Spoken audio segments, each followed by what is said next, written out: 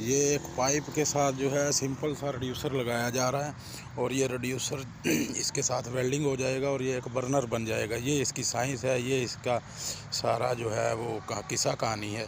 इसमें ना तो कोई इंजीनियरिंग की कोई बड़ी साइंस है, बल्कि ये आधा सा पाइप और ये बर्नर इसके आगे जो ये तैयार होके लगेगा। ये बर्नर आ गया इसका, ये एक सुराख है इसमें जहाँ से एयर या गैस आएगी। तो ये सिंपल सा काम है। तो इंजीनियरिंग वैसे तो एक समंदर है, लेकिन इसमें जो है एक बार जब आदमी इसमें दाखिल हो जाता है तो फिर वो सीखता चला जाता है, उसके लिए मुश्किल नहीं होती। इसलिए सीखने वाले के लिए कहते हैं ना, कोई मुश्किल नहीं होता काम। तो ये समझ लें कि ये इंजीनियरिंग एक समंदर है और जो इसमें एक बार दाखिल हो गया तो वो तैरता ही जाएगा, वो रुकेगा नहीं।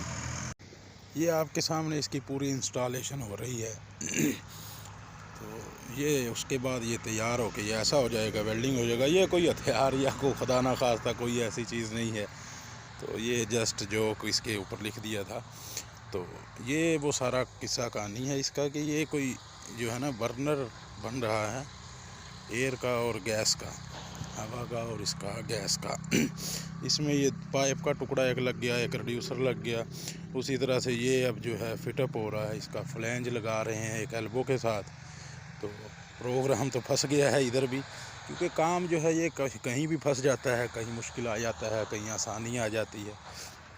तो ये अब एल्बो के साथ एक फ्लैंज का फिटअप हो रहा है। ये बग़ैर सुराखों वाला फ्लैंज है जो जाके वेल्डिंग होगा दूसरे फ्लैंज के साथ। तो ये डक्ट लाइन है, इसमें इसी तरह से काम होता है। मतलब कि जो पाइपलाइन है हैवी शेड्यूल होता है, उसमें इस तरह से काम नहीं होता। उसमें ज़रा एक्यूरेसी दिखानी पड़ती है, थोड़ा सा फार्मूला चेंज हो जाता है। ये भी डक्ट लाइन ही है जो नज़र आ रही है। अभी ये सारा डक्ट लाइन का मटीरियल पड़ा हुआ है। 3-4 mm थिकनेस होती है इसकी, मैक्सिमम 6 mm पे चला जाता है। तो ये डक्ट लाइन में जो है ये सिर्फ एयर के लिए इस्तेमाल होती है, लो प्रेशर के लिए। और जो है इसमें ये एक बायलैटरल का पीस अब आपको नज़र आ रहा है। इसकी मार्किंग करके कट लगा दिया है इसके ऊपर, और इसकी अब ये जो नीचे वाला जो इसका होल है उसकी मार्किंग हो रही है। बल्कि ये जो है ना, एक एल्बो को डबल एल्बो लगी हुई है 45 डिग्री की, एक 90 डिग्री की, एक स्पूल है पूरा डक्ट लाइन का जो तैयार हो रहा है।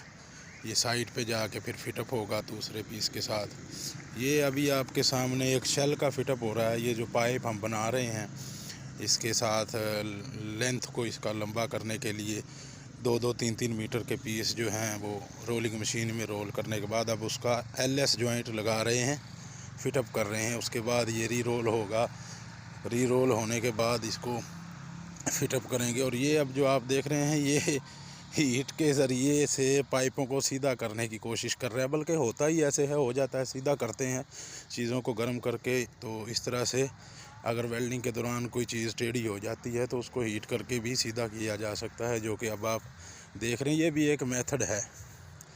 तो ये अब आप देख रहे हैं, कभी कभी छोटा सा काम भी बहुत मुश्किल हो जाता है। बिल्कुल ऐसे ही है, छोटा सा काम होता है, उस पर बहुत ज़्यादा टाइम लग जाता है, फंस जाता है, कोई चीज़ छोटी बड़ी हो जाती है या कोई और मुश्किल आ जाती है बीच में, तो फिर वो ये अब एक डीमी आपको नज़र आ रही है जिसके दोनों साइडों पे फ्लैंज लगा हुआ है और इस फ्लैंज में जो है होल भी हैं।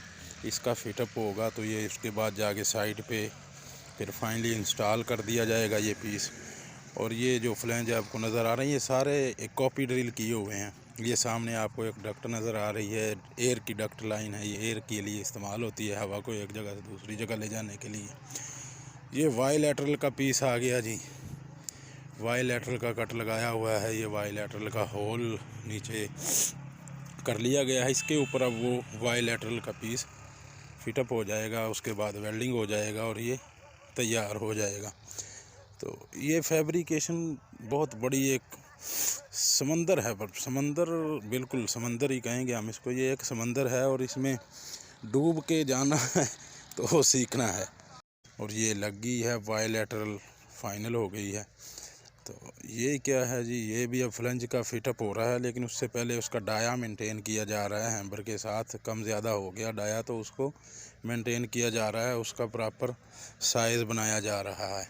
ताकि उसमें ज़्यादा गैप ना आए और वेल्डिंग आसानी से हो जाए। क्योंकि रोलिंग के दौरान लड़के गलती कर लेते हैं, साइज़ बड़ा छोटा कभी हो जाता है, तो वो फिर ये 2-3 mm की जो होती शीट इसमें कवर हो जाता है, चल जाता है। ये अब कटिंग कर रहे हैं, एल्बो का साइज़, उसकी डिग्री मेंटेन कर रहे हैं। डिग्री कम या ज़्यादा हो तो उसको इस तरह से कटिंग करके या ग्राइंडिंग करके उसको साइडों से, तो उसकी 90 को या जितने डिग्री है वो एल्बो जितने डिग्री की है उसको मेंटेन किया जाता है। जब तक डिग्री उसकी प्रॉपर नहीं होगी तो वो फिटअप में प्रॉब्लम करेगी। इस तरह से ये अब वेल्डिंग हो चुकी है। तो फाइनली हमारा मकसद ये है आप लोगों को सिखाना कि किस तरह से इंजीनियरिंग में काम होता है, मैकेनिकल इंजीनियरिंग में। तो ये आप देख ही रहे हैं किस तरह से, मतलब कि ये सारा जो काम है वो यहाँ पे फिटअप होता है, वेल्डिंग होती है, कटिंग ग्राइंडिंग होती है। ये एज़ पर ड्राइंग होता है ज़्यादातर काम।